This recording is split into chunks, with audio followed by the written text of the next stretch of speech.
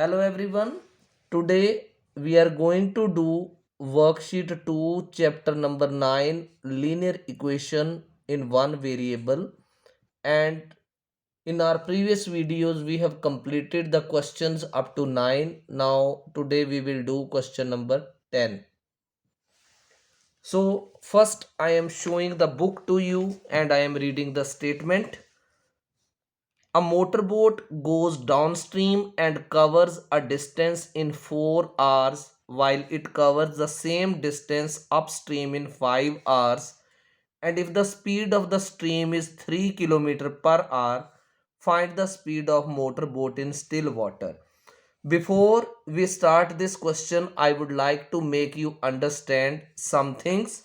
See, suppose the water is moving in this direction and some boat is there which is moving also in this direction, then the speed of the stream and the speed of the boat will be added because both are moving downstream.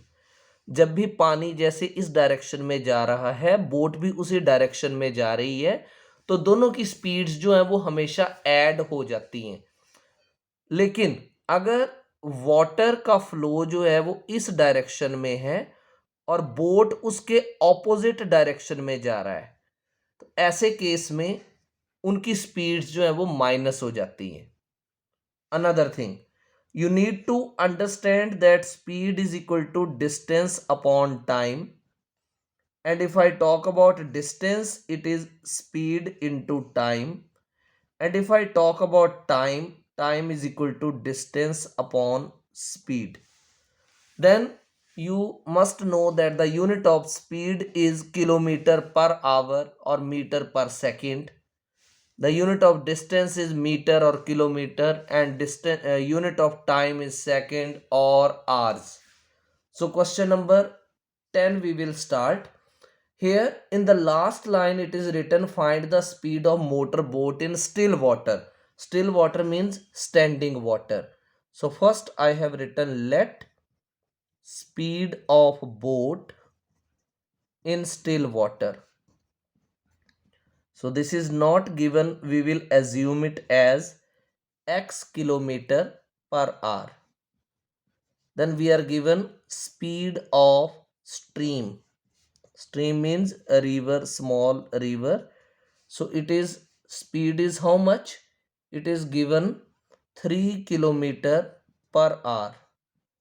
Now as I told you that when the boat will be going downwards in the direction of stream, both speeds will be added. So now I am writing here speed of boat going downstream. Downstream means पानी के साथ साथ boat जा रही है उसी direction में जिस डायरेक्शन में वाटर का फ्लो है. तो x plus 3 both the speeds will be added and the unit will be kilometre per hour. इसी तरह से आप फाइंड आउट करोगे speed of boat.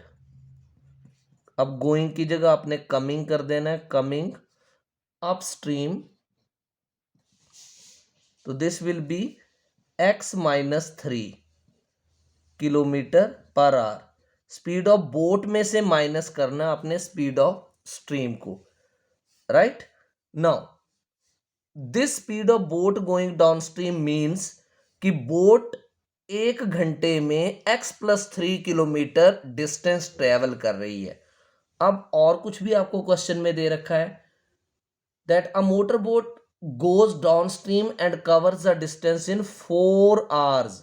So I am writing here time taken by boat going downstream means boat ने कितना time लिया जब वो पानी के साथ साथ डाउन स्ट्रीम में जा रहा था.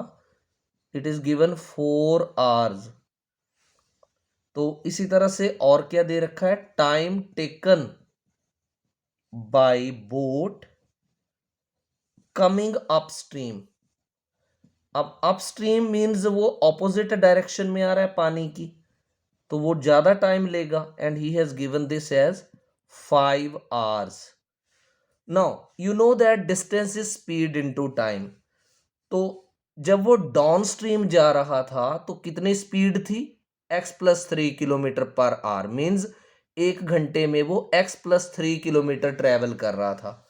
अब मैं पूछूं कि वो 4 आवर्स में कितना ट्रेवल करेगा, तो आपका आंसर क्या होगा, speed into time. So 4 will multiply x+3।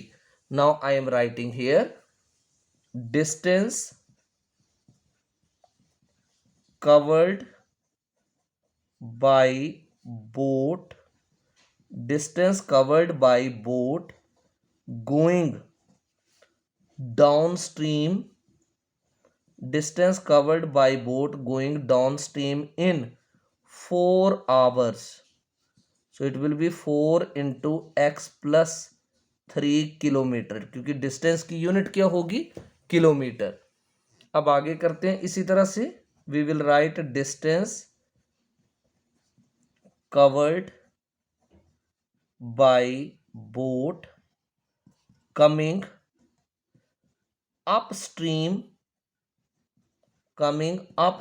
in how many hours, 5 hours।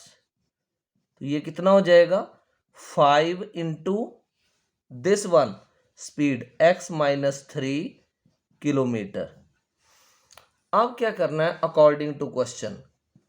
अब मान लो आप यहां एक कॉर्नर से दूसरे कॉर्नर जाओ या दूसरे कॉर्नर से इस कॉर्नर पे आओ, both the distances will remain same. तो जो डिस्टेंस कवर किया बोट ने डाउन स्ट्रीम जाने में वो ये है 4 इंटू x+3। इसको आपने इक्वेट कर देना उस डिस्टेंस के जो कि बोट ने कवर किया 5 आवर्स में। सो 5 into x-3 means distance will remain the same. अब आप मल्टीप्लाई कर दो, 4x plus 4 into 3 is 12, 5 into x is 5x minus 15. Bring all the terms of x to the left side. 4x plus का 5x left में आएगा -5x, minus 15 plus का 12 गया -12। 4x minus 5x is minus x. Both these will be added, -27. Minus minus cancel, x is equal to 27। अब पूछा क्या था question में, speed of motor boat in still water, और यही आपने एज्यूम भी किया था x। Therefore speed of boat in still water, speed of boat in still water कितनी आ गई, 27, और स्पीड की यूनिट क्या होती है, kilometre per hour. So this is very important question of this exercise. इसको स्टेप वाइज अच्छे से समझ के करना है। होप कि आपको ये समझ आ गया है। अगर आपको अच्छे से समझ आ गया है, वीडियो को लाइक भी करो, कमेंट करो और अपने फ्रेंड्स के साथ शेयर किया करो, so that they can understand such type of questions easily. Thank you.